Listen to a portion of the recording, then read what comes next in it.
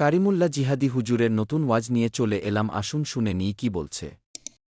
সামনে বগরাই আসছে। এ যন্তর কি করেছে, সাদমুখো বাজারে গেছে, ছেলেরা ধরেছে, আব্বা আব্বা কুরবানি দেবেন, দেবো মানে কি, এমন মাল নিয়ে আসবো গ্রামের লোক শুধু দেখে নেবে মাল কার বলে। আয় আব্বা, সাদমুখোর হাটে গিয়ে একটা গরু কিনে আনছে চাচা 60,000 টাকা দিয়ে।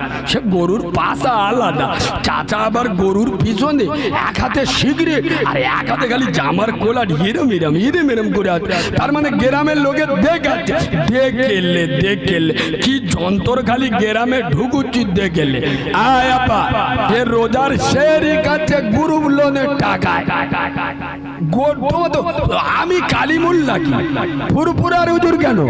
আয় আপা, আজমির শরীফটা হুজুর আইলিয়ে মাল ছাড়বি। আমার ভাষা এরা, আমার মতো কাঁচা বাংলার ওয়াজ বাংলার কোন